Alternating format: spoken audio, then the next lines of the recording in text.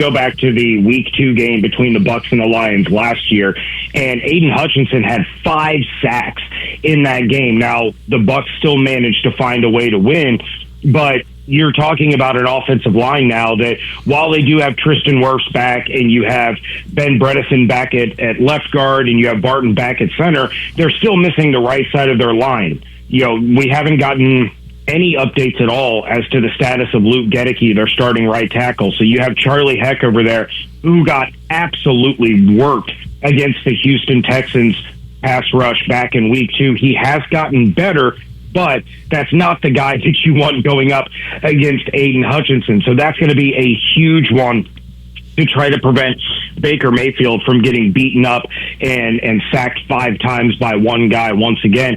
But then the other thing is you kind of have, weakness versus weakness, right? You mentioned all of the players in the secondary that are out for the Lions. Well, the Bucs, they've already ruled out Chris Godwin for this game. And even in the 2 games that he played, he's not quite himself yet. It takes a little while to shake that rust off.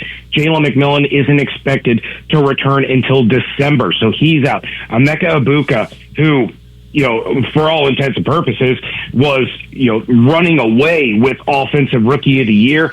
He suffers a hamstring injury against the 49ers, misses the second half. He is unlikely to play in this game. It's nearly impossible for a player to suffer a hamstring injury in one game and then play in the next. He is expected to miss time.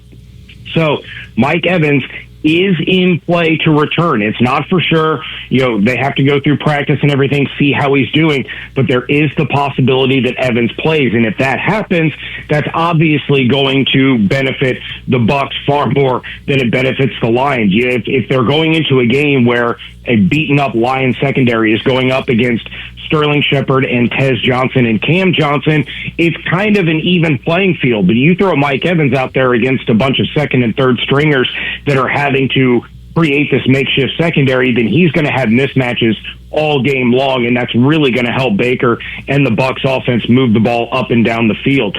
So offensively, it's all eyes are on whether or not Mike Evans plays. I think Rachaad White has done a fantastic job the last 2 weeks in the absence of Bucky Irving. I think he has an opportunity to really help.